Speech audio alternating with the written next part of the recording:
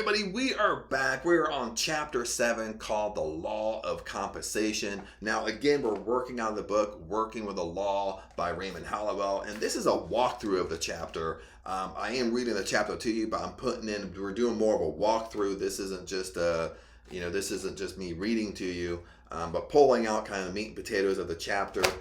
Now, with this chapter, really quick here, The Law of Compensation is probably one of the best chapters out of this whole book, because the law of compensation, in my experience, like when I really got into law of attraction even 15 years ago, something like that, the law of compensation was really explained to me very, very poorly. The law of compensation, this was the law that really rubbed me the wrong way, and I didn't like it.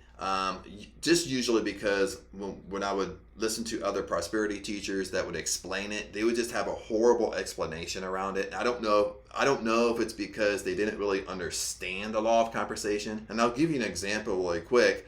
But Raymond Holliwell does an excellent job explaining the law of compensation. So if you're like me and the law of compensation, maybe you've dug into this law a little bit, but it kind of rubbed you the wrong way, stay with me here, because Raymond Holliwell does an excellent job explaining this law and really does a good explanation to it. And when I read this, it really spoke worlds to me.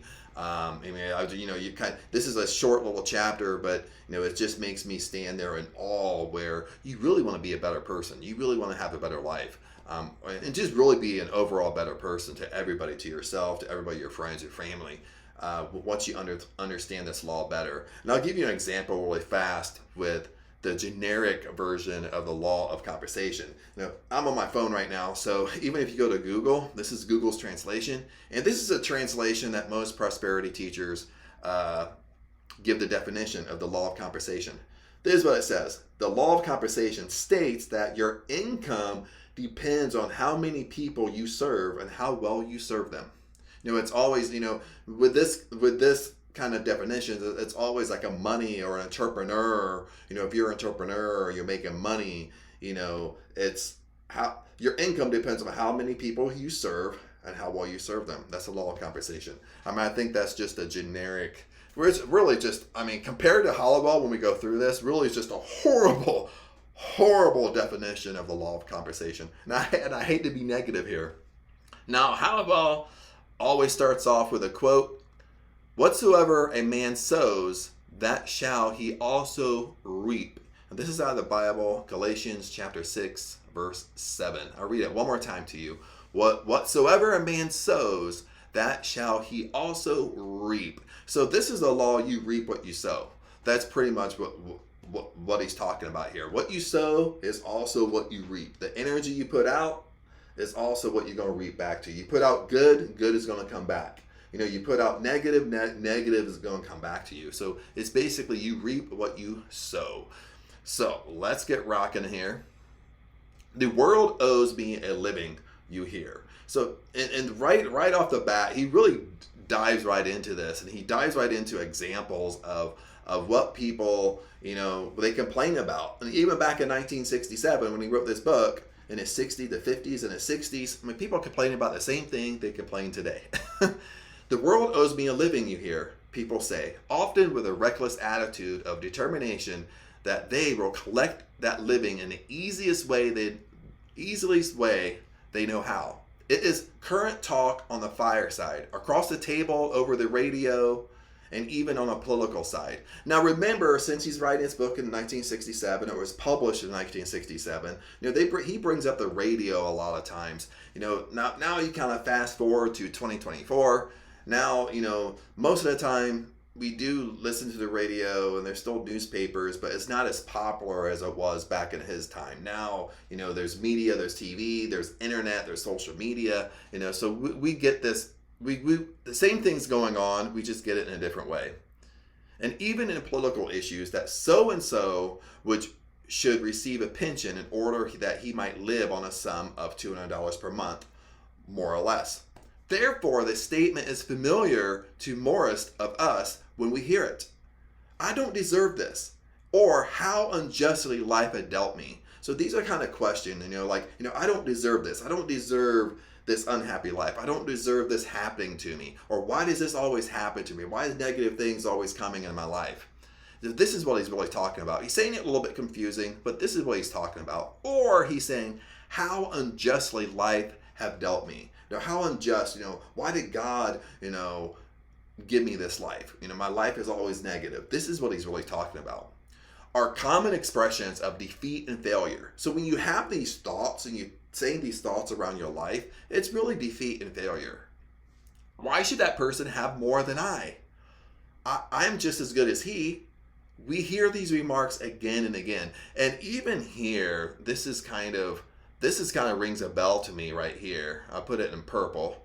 I'm going to move it over to green here. This is what kind of rang a bell to me too. This is kind of what keeping up with the Joneses, keeping up with your next door neighbor. Why should that person have more than I? Why should the man down the road have more than I do? I'm a better person than he is. Why should this guy, be flying down the freeway, be driving my dream car? Why should he have my dream car and I don't have it? I'm a better person than he is. Maybe we have a construed idea of that person screws people. Maybe they really do. Maybe they're an attorney or a doctor that don't do the best thing. That happens all the time.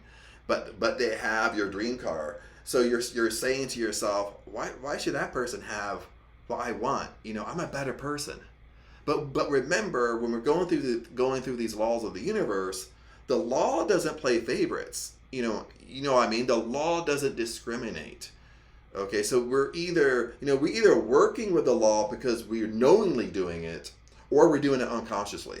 Okay, we're working with the law, but we just don't know we're working with the law. Okay, we're doing it, but we don't know we're doing it. Okay, so remember, the law doesn't discriminate. If you always focus on good, and you always expect good is going to come to you, no matter if you think that person's bad or not, well, good's going to come to them. So that's basically what's happening. Or we're saying, I am just as good as he. I am just as good as my next door neighbor. Why do they have a bigger house than me? Why do they have better cars than me? I'm just as good as they are. What's going on? Okay, so we hear these remarks. No matter how you say it, you get what I'm saying. We've either said these remarks, or we've heard 100%. We've heard other people say this. The early religious teachings were that justice might be expected in another life. The rich and powerful assumed to be the wicked and overbearing. Listen to this. This is so true even today. The rich and powerful assume to be wicked and overbearing. Every time someone's rich, they have more money than you, well, we just assume they're a bad person. We're bound to receive their punishment in the end. While the poor, listen to this, while the poor unfortunate ones are looked at as wretched, they're looked at the wretched ones. We're to be devoted to their religion and their church. Then they would sure be bountiful rewarded in the next life. This is a powerful paragraph because this is so true. And I'll read it one more time. Okay, the rich and powerful, okay, we always look at the rich and powerful, even today, we always look at the rich and powerful celebrities, okay, the mega rich from these big brands and big companies, they're always bad. And we think, well, they're going to get their punishment in the end, or God's going to punish them in the end. While the poor, even middle class, the unfortunate ones, the wretched ones, were to be devoted to their religion and church. Now, it's so funny when he brings up to be devoted to their religion and church, because nowadays, most churches, when you go inside a church, it's really just almost like a poverty consciousness inside the church. Like if you're very religious, well, you have to be poor. Okay, it's a sin to be rich and abundant. Even though in the New Testament, Jesus spoke of richness and abundance all through the New Testament. Abundance is inside us. Abundance is our birthright. Heaven is within us. Stuff like that. The promise of heaven and all that glitters has ever been held over them as a hope of future attainment to make up for their shortcomings on this plane of life. But no such attitude is ever accepted from the viewpoint of truth when we know the law. But listen to this. At the end, he says, but no such attitude is ever accepted from the viewpoint of truth. And we're talking about truth here in a second. when you actually know the law and actually have the law work for you. Sooner or later, we must come face to face with the law of compensation. And inevitably, our own comes to us. And only what is our own. I'll read it one more time. Sooner or later, we must come face to face with the law of compensation. And inevitably, our own comes to us, and only what is our own. As we apply it to life and watch its certain results, do we find a balance of our effort of living? He's really talking about the law of compensation now. So he's really going to go into what he means about law of compensation. Are we satisfied with the good we are receiving? He's asking questions here. Since I have a lot of green, let me just change this over to purple. Are we satisfied with the good we are receiving? Are you, right now, you're watching this, you're listening to it, are you satisfied with the good you're receiving in your life? In every area of your life, not just one area, in every area of your life, are you satisfied with the good you're receiving? Are you getting fair returns for your efforts? Do you feel you're getting fair returns for your efforts? Do you feel that our own has really come to us? Most people are dissatisfied. Listen to this. Most people, even back when this was published in 1967, okay, and I'm sure he's gathering all this stuff from the 1940s and 50s and 60s. Most people are dissatisfied, and it's so true today. There are some who even go so far to say that life is not worth living. The great majority declare that injustice is righteous in the world, and more especially in our own lives.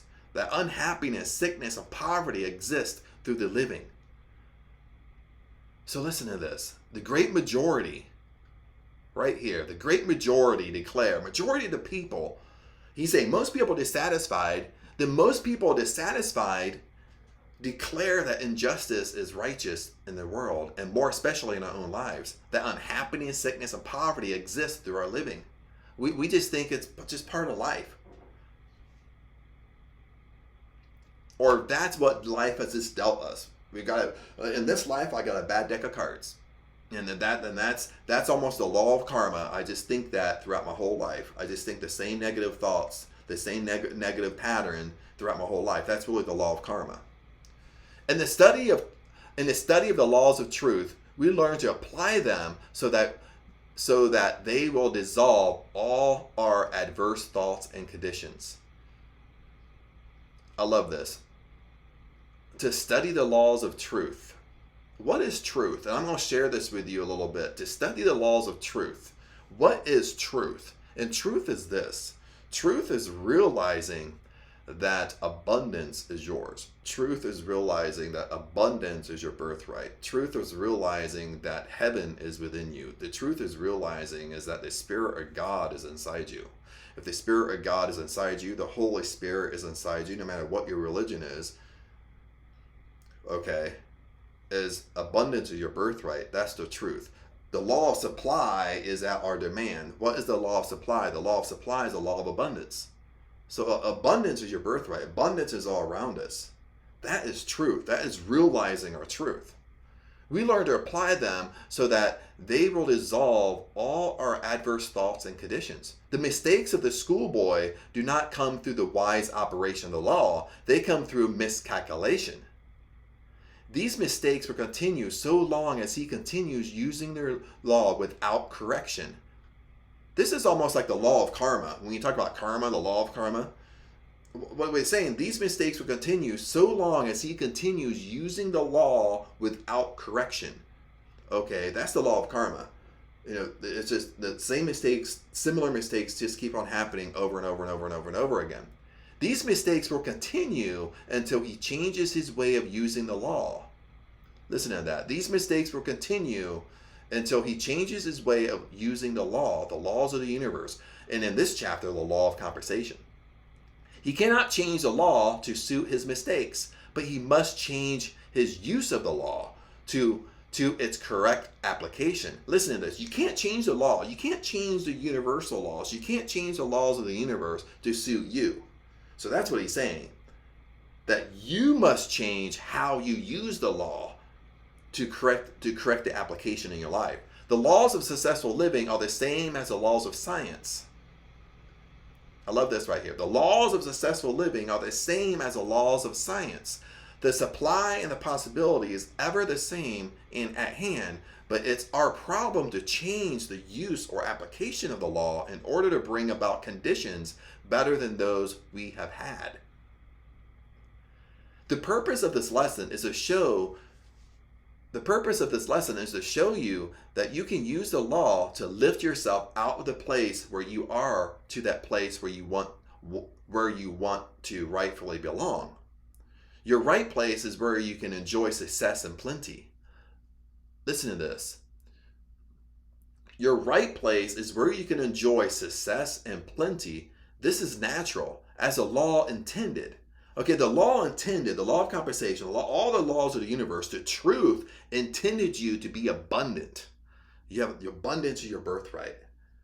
It intended you to enjoy success and enjoy plenty. Enjoy plenty in your life. Enjoy plenty of abundance all around you. This is natural, and this is what the law intended.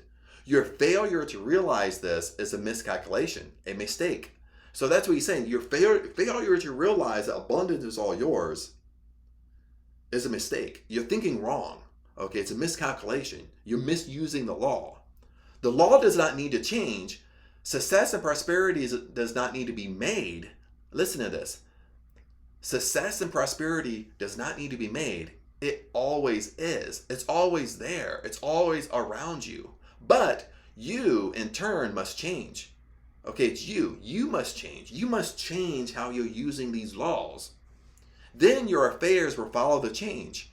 Where do you change? Well, the seat of all movement, the control of all activity is your thought. So now the question is,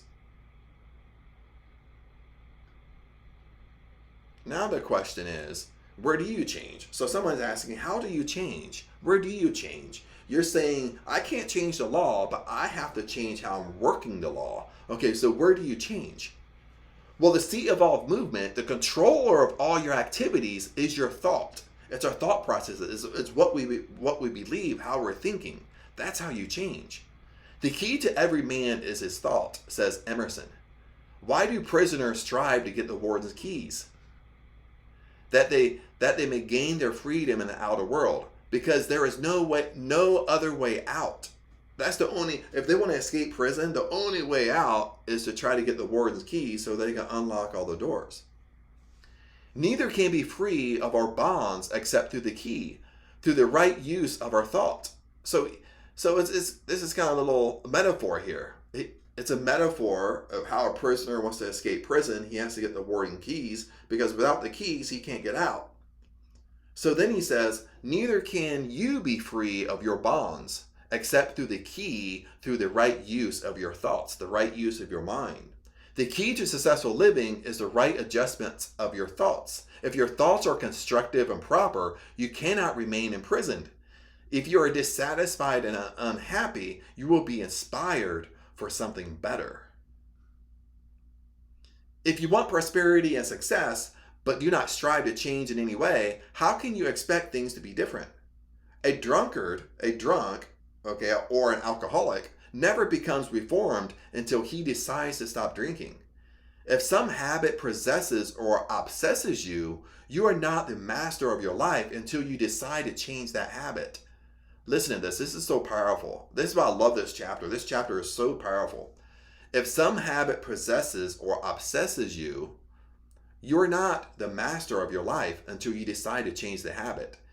If you have been brought into the world amidst lack and limitation, meaning like if you have been brought into the world in poverty, your parents were in poverty, your grandparents were in poverty, so you're pretty much born in poverty, that's what he's saying.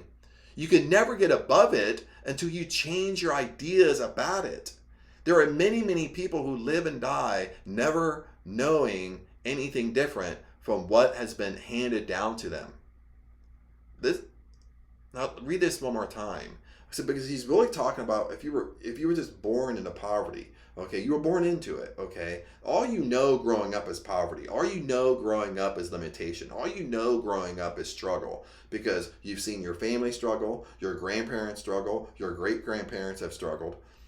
So it's a poverty, generational poverty. That's really what he's talking about. There are many, many people who live and die and never know anything different from what has been handed down to them. That's the deck of cards that have been handed to them is poverty. That's all they know, and they don't know how to get out of it. Once you have changed your vision, you would change your conditions. Listen to this. Once you have changed your vision of your life, you will change conditions. This is law, okay? The law is exact. The law is an exact science. It has to work this way. Only when we cease and recognize a condition do we cease to attract it. The only way we can cease to recognize things is to change our minds about them. Have you visited several homes and found them all different in some respect? Especially for us, if we're thinking about buying a house. Even if you live in a house right now and you have your dream house, it's always a good recommendation is go to the neighborhood, go to a rich neighborhood where you really want to live, and drive around that neighborhood and look at houses and look at different types of houses, and and see a house at what's your dream house. And even if the house is vacant, call the real estate owner and go in and check it out so you can walk to every room so you know exactly what you want. So we've all done this at some point. And even if you haven't, you need to start. Okay. Have you visited several homes and found them all different in some respect? They were neat, tidy, clean, orderly, bright, cheery, or dull. Or they were dull, gloomy, disorderly, dusty, or uninviting. Now he's really talking about visiting friends' homes. Maybe your home is like this, or you're visiting a family home, you're visiting your aunts and uncles, you're visiting your friends, you go over to dinner. And he's saying, there are either two different ways. Either the homes were neat, tidy, clean, orderly, they were bright, sunlight coming in, they were cheery, or the homes were dull, gloomy, disorderly, dusty, and uninviting. And this is what he says. This is why this chapter is so powerful.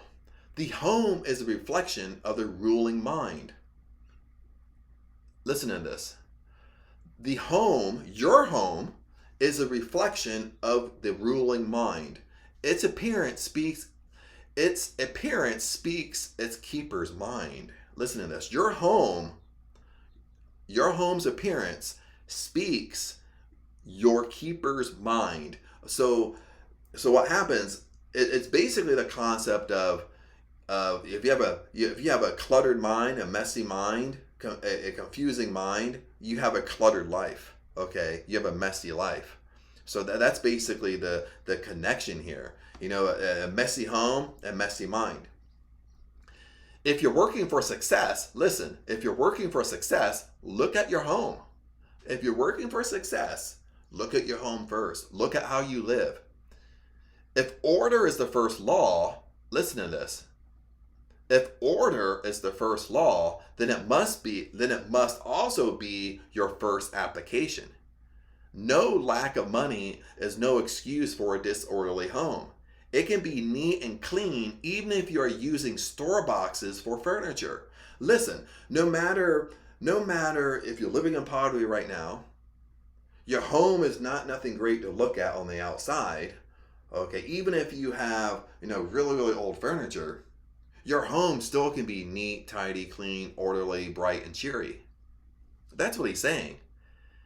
If you wish for a better home, most of us now, we're wishing for a dream house. Okay, with law of attraction, manifesting. So this is going to hit home to you. If you wish for a better home, if you wish for your dream house, a finer environment, nicer furnishings, nicer furniture, you must alter your mind right where you are to receive better things. So this is powerful to me, is right now, where you are right now, you must alter your mind right where you are to receive better things. It is the little things that count. It is our little things. It is our little habits that count. And many little things make a big thing. It is useless to pray for a new home if you cannot take care of your present one. I have a lot of purple right now, so do this in green. Listen to this. It is useless to pray for a new home. It is useless to try to manifest your dream home when you cannot take care of your home you're in right now. Okay? It's useless. That's what he's saying. It's useless to want your dream car when you don't take care of your car you have right now. That's what he's saying. A couple operated a fish store in our neighborhood. They neglected to keep the store tidy, were not always courteous in their dealings, nor prompt with deliveries. Becoming discouraged with repeated losses, they closed down, selling what equity remained. So basically, here's a store. A couple owned a fish store in a neighborhood. They neglected to keep the store tidy and clean, so the store was probably messy, dirty, unclean.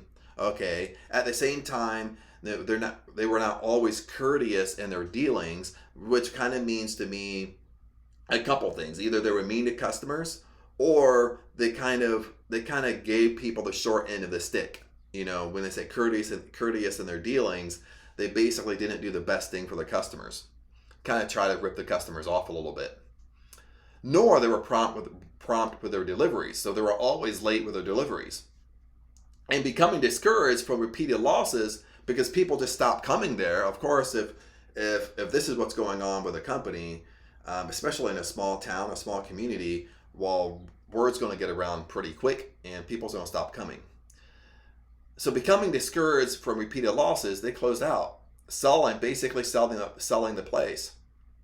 The couple who bought the failing business, now a new couple come in. The couple who bought the business from them, this is what this couple did. The couple who bought the failing business and the fixtures moved in, rolled up their sleeves, scrubbed their room clean, and dressed it up with tile boards, making it appear attractive and prosperous. So they basically did a whole makeover of this business after they bought the business. They attracted business at once, established a name for quality food, cleanliness, and courtesy. Their business, in spite of the former conditions, steadily grew until it was necessary to lease an adjacent room and increase the size of the store. Some years have passed, and these two people have enjoyed an inevitable success in the same business and locations where others had failed. The law helps those who help themselves. The law of compensation always works that way. Change this over to yellow. The law helps, listen to this, the law helps those who help themselves. The law of compensation always works that way. When you perform your task in the very best of your ability, and when you are thorough in your work and do it well, you infallibly bring out the best there is in you. Otherwise expressed, you grow more capable and efficient. You become better and thereby show your growing superiority. And the law is that he who becomes better will attract the better and will be given greater things. I love this. And the law is that he who becomes better will attract the better and be given greater things. The principle involved is that when you become too large for your present place, you will begin to draw yourself to something larger.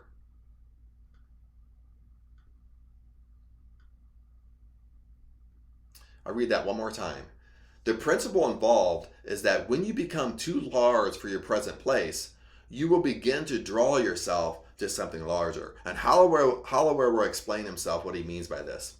You cannot attract the better until you first become larger than your place. Listen to this. You cannot attract better until you become larger than your place. So what he's really saying here is it's the same example. You cannot attract your dream home until you become too large for your home you have right now. What he means by this, you're keeping up with it. You keep it tidy. You're keeping it clean. You keep it looking the best. Same way with a car. Or you're taking care of your car, you keep it looking clean and the best, no matter how old it is. When you become too large for your place, that's when you'll be blessed with more.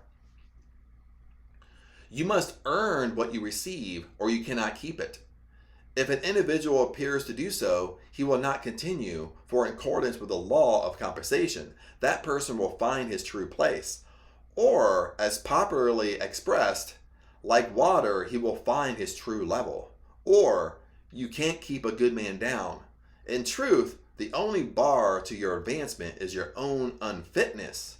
In other words, he who more than fills his present place will sooner or later be advanced. Were it not for this principle, there could be no progress, no growth, no development, and no evolution. If the office is all cluttered up with papers, listen to this. If the office, now he's starting to explain it more, and sometimes his explanations are kind of hard. Sometimes you have to kind of reread things to what he really means, but he's going off to explain it. If the office, or even if you're an entrepreneur, if your office right now, your home right now, put it in that term. If the office is all cluttered up with papers, magazines, and bundles, if the boss's desk is stacked with mail and some a week old, the office force is careless. So the office itself is careless. The office staff is careless. The owner is careless. Basically what he's saying. The business reflects the mind of the organization. Listen to this. The business reflects the mind of the organization. The organization reflects the mind of its chief. Okay, what's the chief? The CEO, the one mainly in charge. The organization reflects the mind of its chief. Where do we go to find the cause of any leaks? Now I really love this because he's really going to the root cause of the problem. Where do you go to find any cause of the leaks? We go to the head. We change his ideas, and the whole organization is converted directly. Change the mind of the general, change the mind to the one in charge, change the mind of the CEO, and you have changed the route and purpose of the whole army. That's what he's talking about. He's really talking about going to the root cause of the problem. And this spoke kind of basically worlds to me because, basically, in business, being an entrepreneur, growing businesses, even being a consultant and business consultant, lots of times how businesses work when they hire a business consultant to come in and try to improve the overall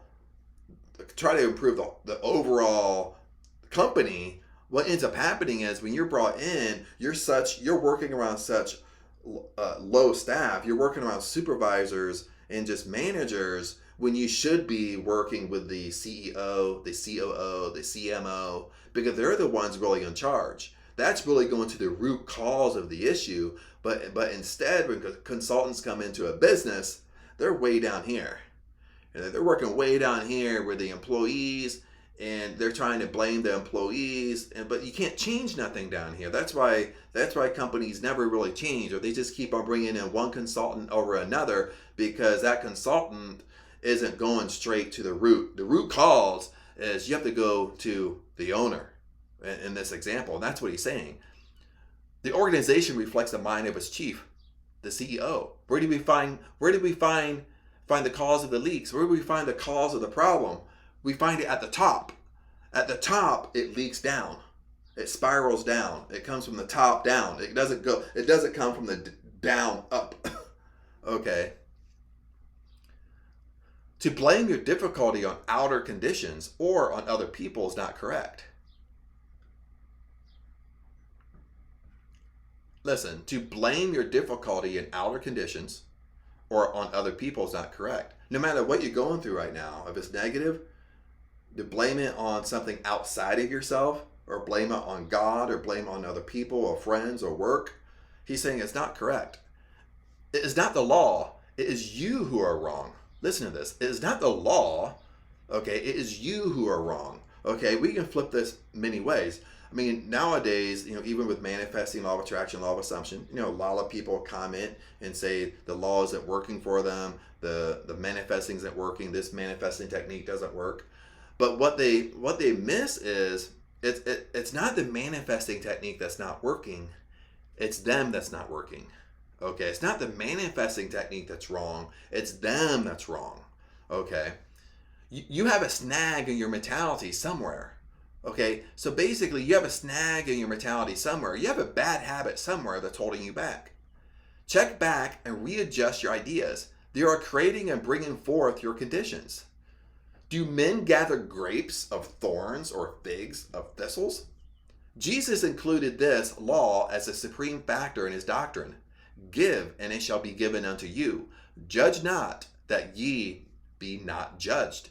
With what measure ye might, it shall be measured unto you. And Paul said, whatsoever a man sows, that shall he also reap.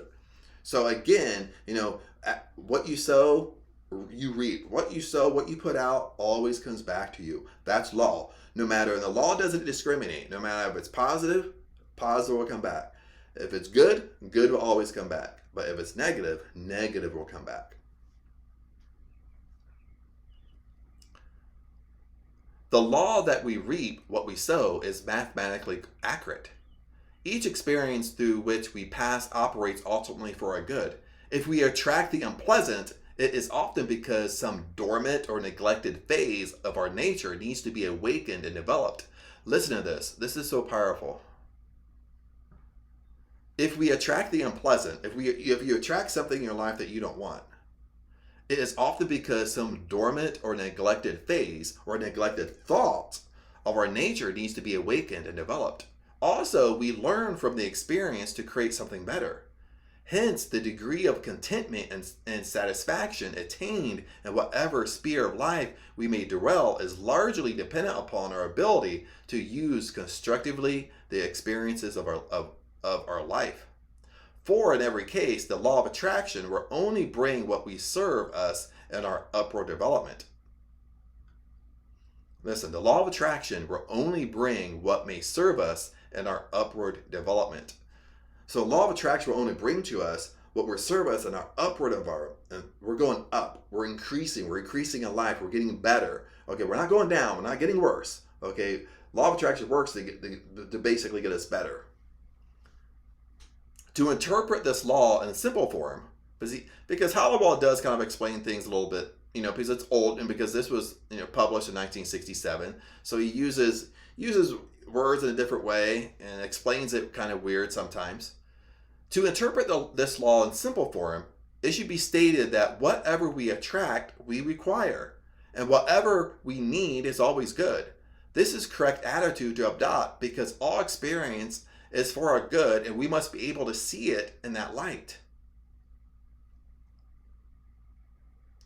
And I like this right here. Now move it up so we only see this.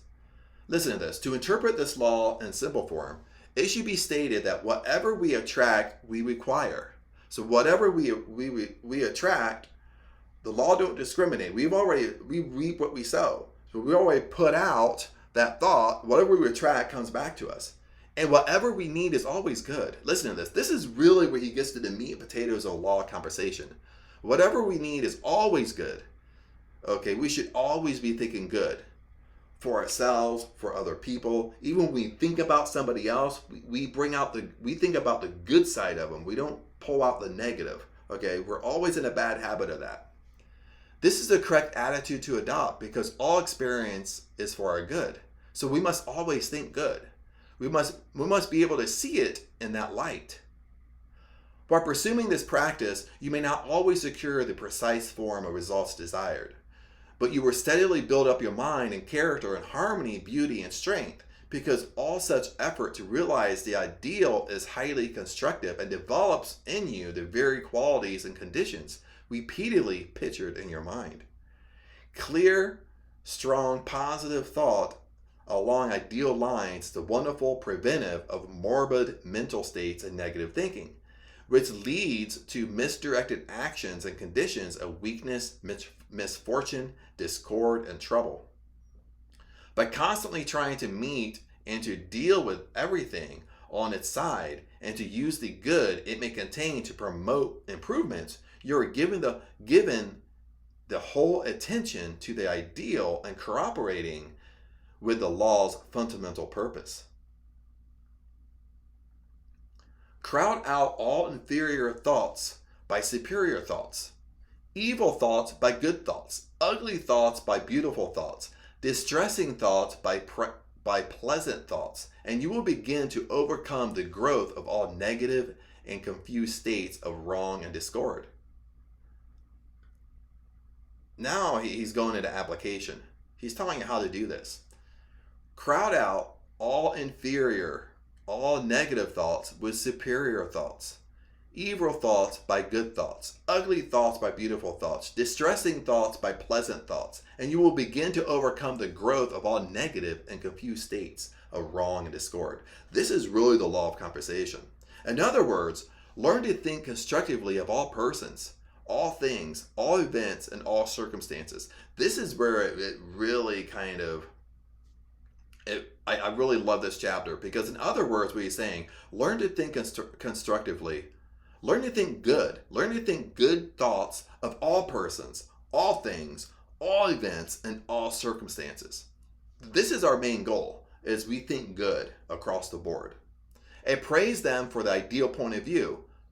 Listen to this. Even if you look at somebody else, and we always want to think we don't judge other people, but lots of times you have to become very aware of yourself, very aware of your thoughts, because lots of times when we don't even really know somebody, but when we look at them, we always try to pull out the negative side of them, okay? And even our friends or our acquaintances, when we talk about them, lots of times we always talk about them in a negative light a little bit. We always pull out what we don't like about them. We always focus on what we don't like rather than what we do like. And this is what Holliwell is saying. Praise them for the ideal point of view. The ideal point of view is they're perfect. What you like about them, the perfect side of them. That's what we should be focused on. We should always be focused on good. Even if I'm gonna move on after this example, but even if you want to destroy your relationships, if you want to destroy your romantic relationships, if you want to destroy your significant other, your relationship with your significant other, you want to destroy your marriage, okay? If you want to know how to destroy it rather fast, is always focus on what you don't like about them. If you always focus on what you don't like about them, well, it's 100% guaranteed you're going to destroy that relationship. But if you do the reverse, if you always focus on the good side of them, you always focus on what you like about them, okay, you're going to have way more of a prosperous relationship with them. As you do this, you will gradually transform your whole existence for the better. So he's saying, as you focus on the good, and only the good, as you do this, you will gradually transform your whole existence for the better. These are the means whereby you may steadily promote your welfare and advancement. As you train yourself to mentally look for the good, you will move towards the good. Listen to this. He's saying exactly the examples I'm giving you. As you train yourself to mentally look for the good, you will move towards the good. And as you form higher and larger conceptions of good, these elements will begin to find expression in your words, acts, character, person, talent, powers, attainments, and achievements. That is, all things in your life will commence to improve as the direct result of your improved thinking. And I like the bottom here. This process does not simply, however, that you are to ignore the wrongs of life, the empty places and the undeveloped states of being, but that you are to think right through and beyond them towards the hidden good or the principle within that is ever seeking a higher and fuller expression. You will therefore cease to condemn and to criticize in a destructive manner. Let me do yellow. Listen to this.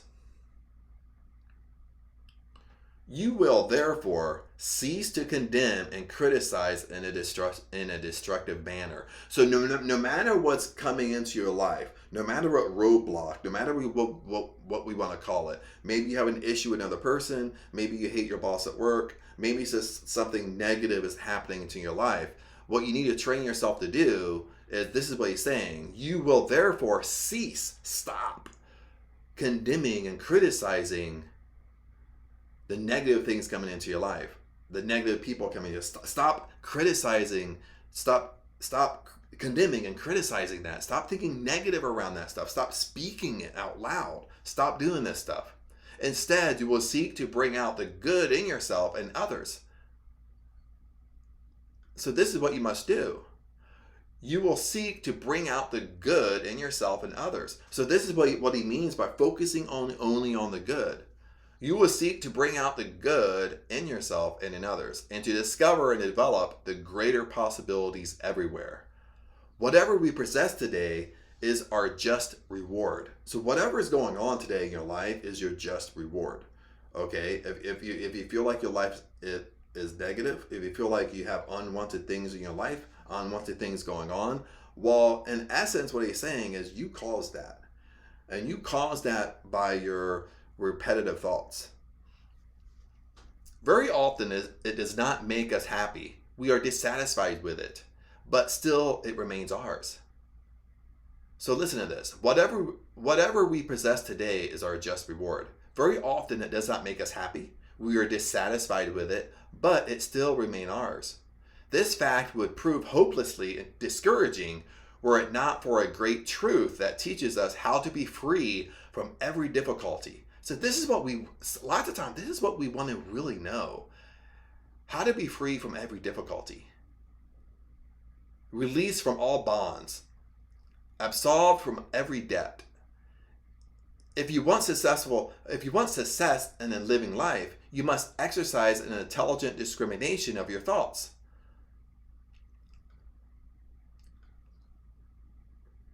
Listen, this is so powerful. If you want success in living life, if you want success in every area of your life, you must exercise an intelligent discrimination of your thoughts. When you talk hard times, money scarcity, limitation, you are showing that type of seed. Listen, when we're constantly talking hard times, we're constantly talking about money scarcity, or we have little money scarcity habits. We might not be talking, but it's a habit. It's the habit that we have that creates that emotion around scarcity. Limitation, you are sowing that type of seed. Look at this is where he's pulling in, you reap what you sow. So you're sowing that type of seed because that's what you're focused on. What kind of harvest do you expect to get if the farmer sowed thistle seed and then he complained that his field did not bring forth wheat? You would say, foolish man, didn't he know he could only expect what he planted? Never make an assertion, no matter how real it seems to you. If you do not want it reproduced or continued in your life. Do not say money is scarce. The very statement will send money away from you. Listen to this. Do not say money is scarce. Do not say I don't have any money. Do not say I can't afford this, because that very statement will send money away from you.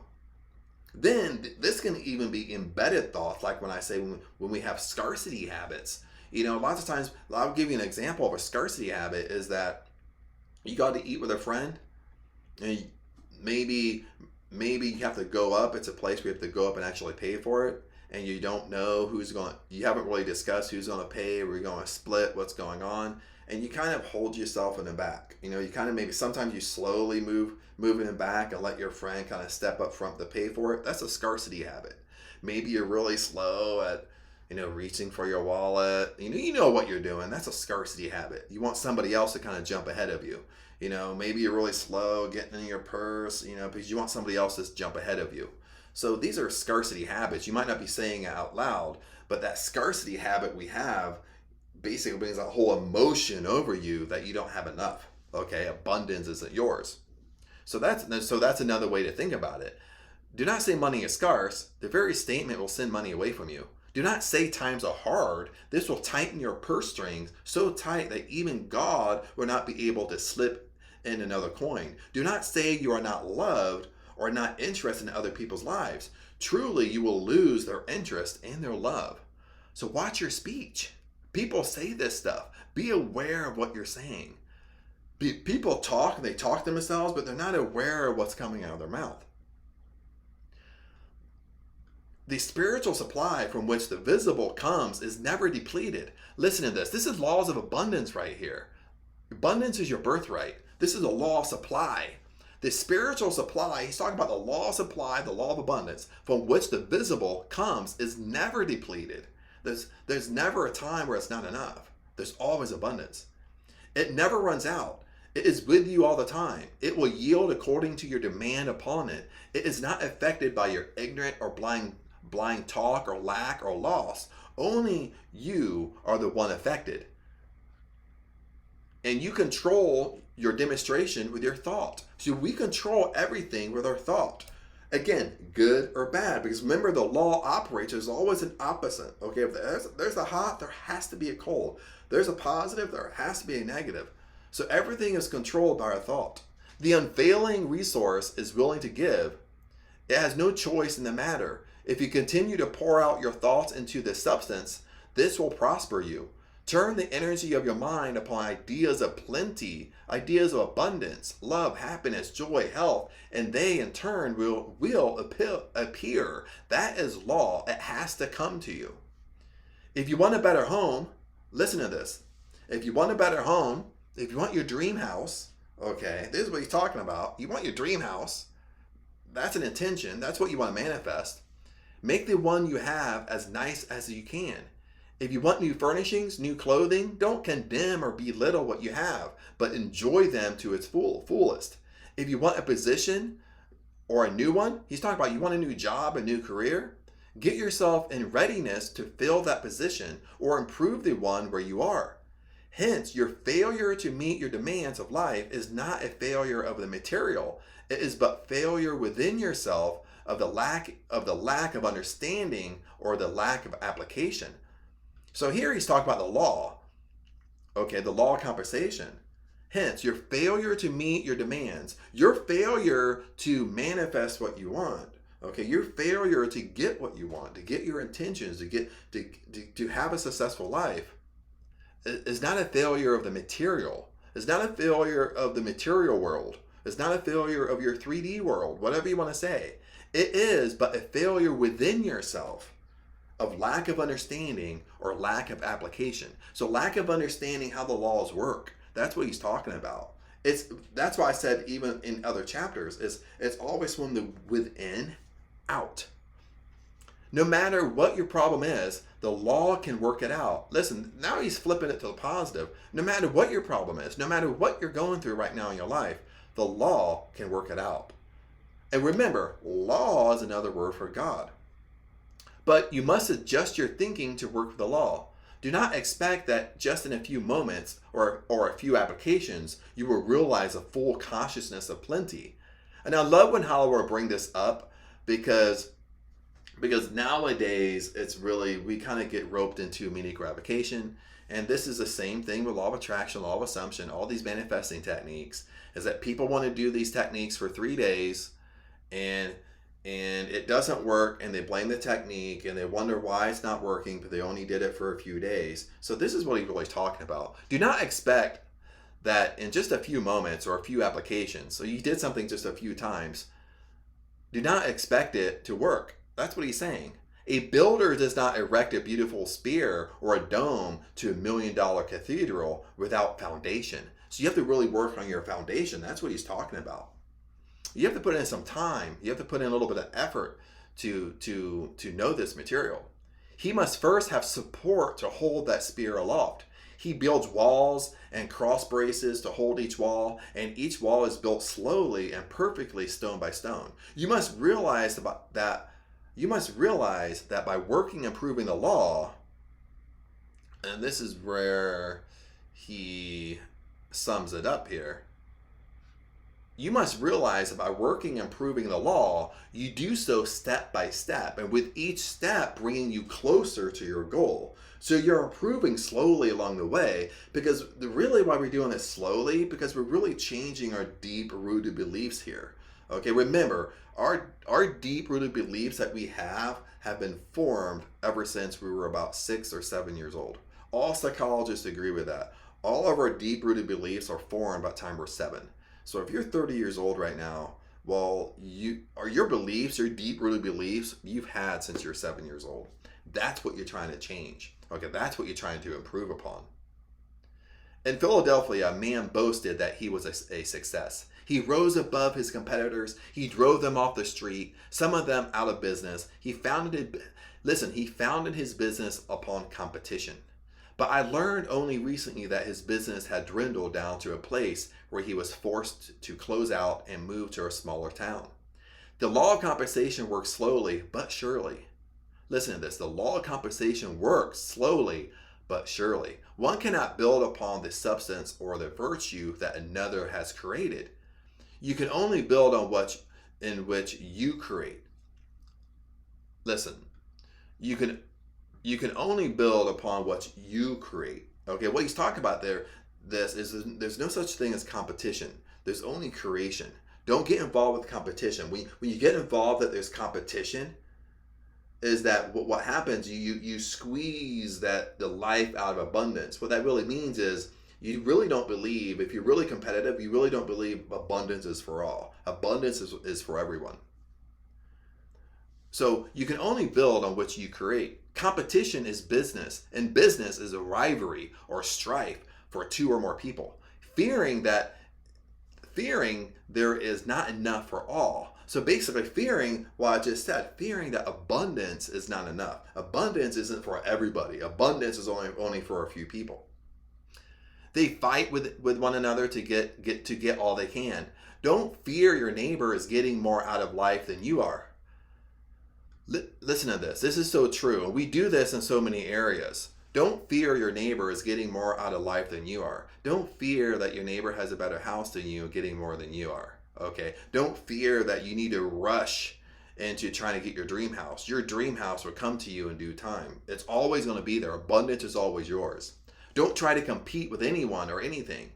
It has been said that competition is the spirit of business, but I do not think that competition in the form of rivalry and strife, of arguing and fighting and lying about each other and each other's business is the right spirit. I know it is not. Rather than call competition the spirit of business, let us call it compensation. Compensation means equal returns for which it is given. So this is where kind of Google gets its translation of the law of compensation. But again, Google gave a very kind of a minute definition of it.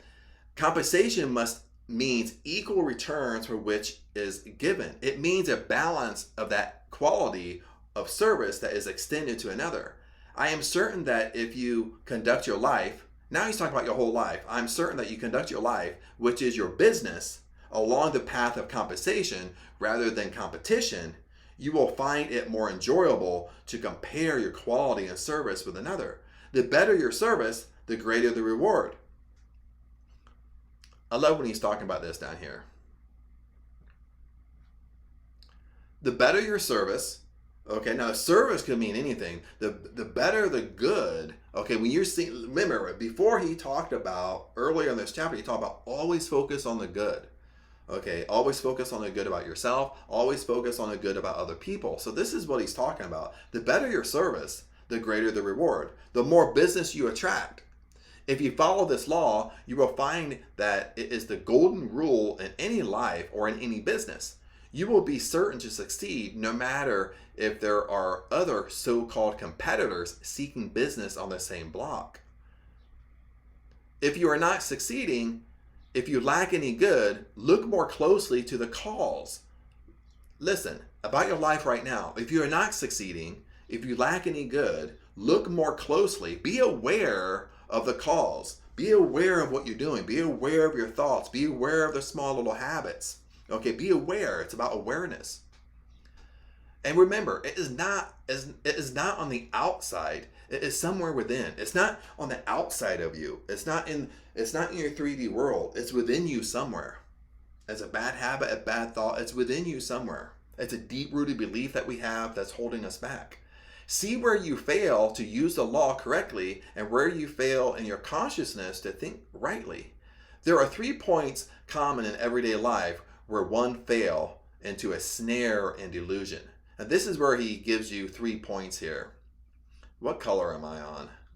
I'm on, let me do this. And these 3 points spoke loud to me. Okay, these 3 points are so wonderful, so stay with me here, even if you're getting tired.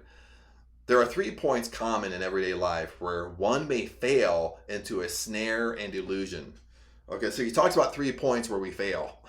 And these 3 points are, holy crap, I mean, I do them. So let's talk about them.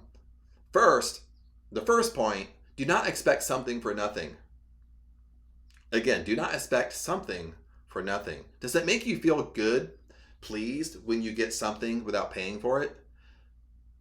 If so, you are violating the law. Your returns will always be unsatisfactory. No matter where you go, be willing to pay your way. Listen to this. No matter where you go, be willing to pay your way. Have you known some people who hang back when you go out for an evening's entertainment? I just gave this example, okay, and he's using it here in his first point. No matter where you go, be willing to pay your way. Have you known people, maybe you, and I've done this too, who hang back when you go out for an evening's entertainment? They hang back when you go out for a dinner. They stand back and let the other fellow pay for the show. People like that lose hundreds of dollars when they try to save themselves a pantry 50 cents. The quality of thought they entertain repels many dollars they rightly could attract. If you knowingly cheat another one of a dollar, it may cost you many dollars for that mistake. So even he kind of put it kind of roughly, he kind of put it as in this example, like you're cheating the other person. Okay, when you have that scarcity habit, you went out for a dinner and you're purposely hanging back to kind of see if they're going to step up to pay. Or maybe you went out for a group to see who in that group is going to step up and pay, or who in that group is going to take charge of if everybody's splitting, or if somebody's going to step up and pay. You're kind of hanging back, and if you're in a big group, you might even slowly start kind of migrating yourself to the back of the line. Okay, basically saying you expect something for nothing. You expect somebody else to come up and pay for it. And he basically spells it out here and looked at it as you're cheating that person. Okay, you're cheating other people. Okay, and that's a scarcity habit, and those habits will take money away from you. Okay, and we've all done this. Okay, even I've done this, and I can still do this if I'm not really careful. So this is why these 3 points he brings up kind of speaks worlds to me. And listen to this, I'll wrap this up here. The quality of thought they entertain repels many dollars they rightly could attract. So it just repels more money from you. You're trying to save money because you want somebody else to pay for it, but it actually takes money away from you through law. If you knowingly cheat another one of a dollar, it may cost you many dollars for this mistake. So he just looked at it as cheating. You're cheating somebody else. You're letting somebody else pay for it. The second point he talks about is, do you hunt for things that are cheap? Do you go bargain shopping? Okay, do you always you go to store to buy things on sale? This is what he's talking about. This is what spoke worlds to me again. Do you hunt for things that are called cheap? Are you a bargain hunter? Cheap thoughts can only bring cheap returns. Listen to this. Cheap thoughts can only bring cheap returns. Okay, because when you think this way, you think abundance isn't yours. No, you think of lack. You think of scarcity again. You have these. You might not be saying this out loud, but it's a deep rooted belief. It's a scarcity habit. It's a poverty habit that keeps you in poverty. You who wait for bargain days will always have to take bargains. But remember, there are no bargains in life. If you have gained monetarily, you may have lost in other ways. You place yourself in a vibration that lowers your present state. Listen. You place yourself in a vibration that lowers your present state. So he's talking about when you have this scarcity habit, it's lowering your vibration. It's lowering your frequency. And when you're lowering your vibration, lowering your frequency, as your frequency lowers, it's lowering, you're going to attract at that level. So you're going to attract more poverty things. It forces you below your proper level. It limits your thought to a state where you support underselling, cutting, bankruptcy, and dishonesty on the part of the seller. He must lie or deceive or cheat somehow about the price of the bargain or some other article because he is in business to make a fair profit. Thus, you become a party to its violation and come under its penalty. The third point Do you begrudge spending money? do you, do you hate spending money? Do you, do you, it takes you a while to spend money. Maybe it's a slow little habit. Maybe you always steer away from it. Maybe you have little mental breakdowns over it. Maybe it kind of makes you depressed a little bit every time. Even if you want to go out to eat after you pay for it, you feel depressed because you spent the money. We've all kind of done this, is that, after we spend the money, we feel guilty for spending the money. Now, I think that's probably a better way to put this. I mean, do you feel guilty spending money? I mean, that's probably a way better way of explaining this. So, do you feel guilty spending money? Do you hate to pay your bills? Release your money cheerfully. This is what we should be doing. Release your money cheerfully. Even if it's your last dollar you have. Decide what your need is. If it is for more value than the dollar in your purse, then spend the dollar cheerfully. Okay, no matter if you're paying your bills, you're buying something, you're going out for dinner, give that money cheerfully. Be happy. Okay, and sometimes for me, I've developed affirmations around that. Is thank you, Father, that I have abundance of money to go out to dinner. Thank you, Father, I have abundance of money to treat my friends out to dinner. Thank you, Father, I have abundance of money to buy this. Develop because I start feeling that a little bit, so I start developing affirmations around it for myself. So you say spend that money anyway, but spend it cheerfully. Spend it with a good attitude. In this way, you comply with the law. Listen, in this way, you comply with the law. Often we get into a low level, we begin to tighten up on our purse strings. So what he's saying, often we get to a low level. We get to a low level of money. Okay, we have a shortage of money. And when we get a shortage of money, our habit is to tighten up. Our habit is to not spend. Our habit is to hold on to it. Okay? But this is what he says. We begin to hold back. This is like closing the faucet, limiting the supply, limiting the abundance from pouring into you. So this is what he's saying is like, okay, and we've all experienced this from time to time. Maybe we had a month that, we had a whole bunch of extra bills, something unexpected came, and it took us over our budget, and we start squeezing, we start hanging on to what's left. We don't want to spend nothing, and we kind of basically hoard that money we have because we don't want to spend it. In that realm, as we think supply is limited, we think abundance is limited, we think abundance is ours, we think we're not going to get it back to us. That's what's really going on. I remember a man telling of a time when he had an urgent need for $1,000. He had put a $10 bill in his purse, and he was holding on to that bill like a drowning man to a straw. So he's telling an example here about a man that he needed $1,000, and he only had a $10 bill. He only had $10 left to his name, and he had a $10 bill in his wallet. And he's holding on to that $10 bill like a drowning man to a straw. Like a drowning, you would picture this, he's kind of doing it kind of funny a little bit, or kind of weird. Like, a man's drowning, but he only has a straw to kind of breathe. For days, he said, he carried it about him, afraid to spend it in fear of being broke. So he needed $1,000, he only had $10. He's holding on to this $10 bill. Okay, he's going on throughout his day. He's afraid to death to spend this money because he's afraid to death to spend this $10 bill because, of course, he's afraid to go broke because then he would have nothing. Suddenly, it occurred to him that he was pinning his faith, pinning his belief more on the $10 than he was on the true source of supply. This is so powerful.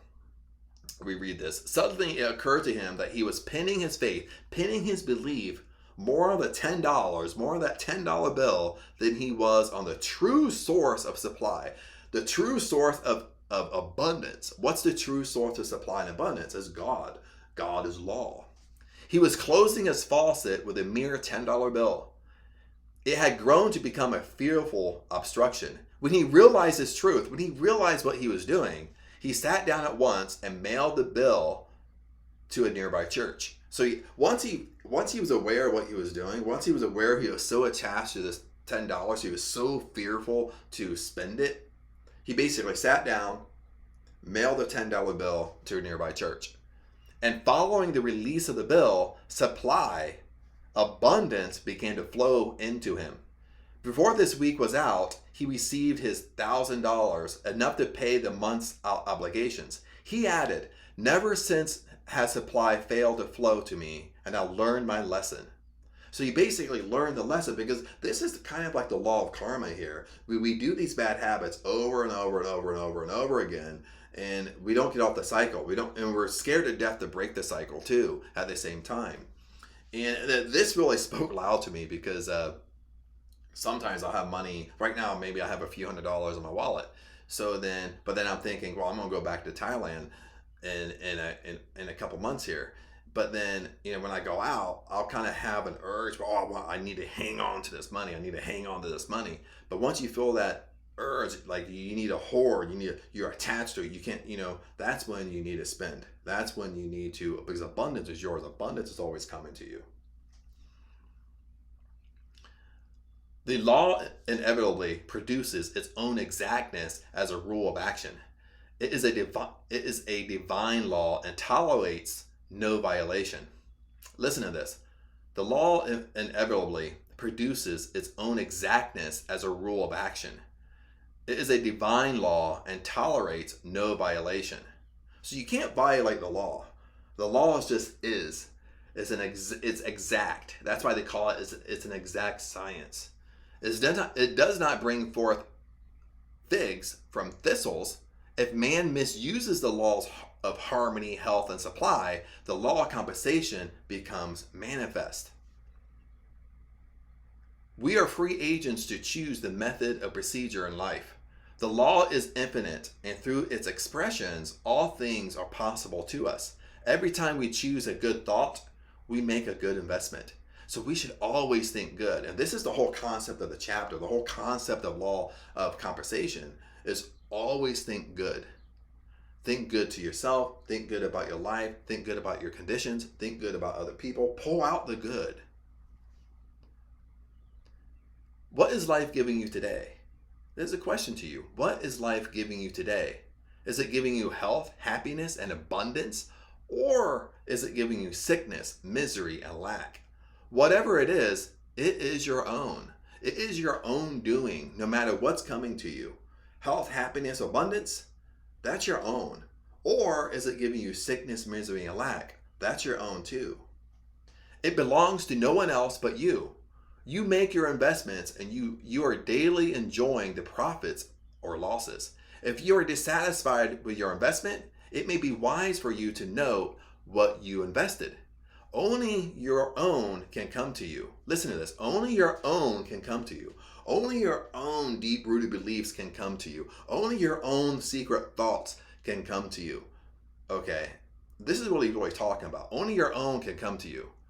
And be sure that all that is yours will become manifest. So what he's talking about, only your own can come to you, and be sure that all that is yours, all that is your thoughts, all that is your deep-rooted beliefs will manifest to you. That's what he's saying. No matter if it's good or bad, that's how the law operates.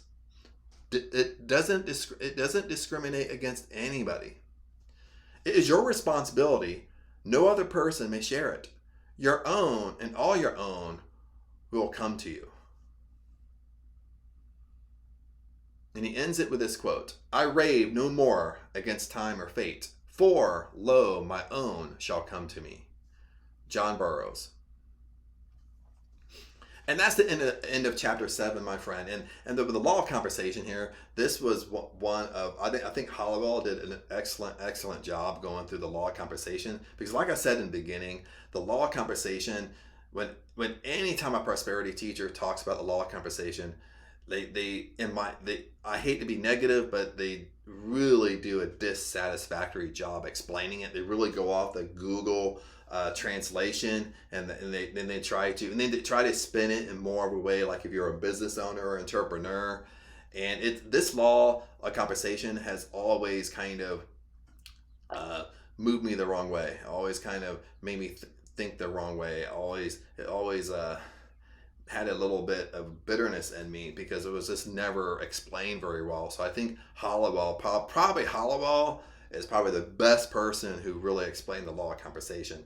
And really, to wrap it up, it's really about, now he explained a lot in here that really kind of moved me. And I've read this book, and I've had this book for at least 10 years, and I've read it many, many times. It is one of my favorite books.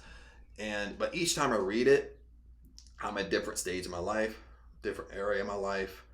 And, I take things differently because we're always growing and getting better. So, every time I read it, I get something out of it and a deeper meaning to it. And I'm more aware of my own life, more aware of my own thoughts and my own deep rooted beliefs. I become more and more and more aware. So I take it as a deeper connection. And, what kind of I took away from this is always be good, always think good, always think good thoughts upon yourself, good thoughts about everything coming to you, always think good about other people, always pull out the good. Okay, because what spoke loud to me is because we have such a habit to focus on the negative. We have such a habit to pull out the negative of other people. Even when we're looking at other people, we have such a habit of talking about what we don't like and talking about what we don't like about them, rather than talk about what we do like, rather than focusing on what we do like. And this is something I've been doing even in my life now, is that when my mind starts going in the gutter, or I start thinking about something I don't like, I start thinking about something I don't like about somebody else, I immediately stop myself. I catch it now. I immediately stop myself and I ask myself, what do I like? What do I like about this situation? What do I like about my condo? What do I like about this person? And I start saying things to myself, and it changes my attitude. It changes it instantly. So that's what I really took away from this. I took a lot away from this, but it's really think good. Think good, positive with everything. Pull out the good. Okay, what's good? Because we all can pull out the good. We all can be grateful for the good. Other than that, my friends, I know this video kind of went on a little bit long, but blessings to you. Remember, I love you guys. Comment below, and I'll see you in the next video.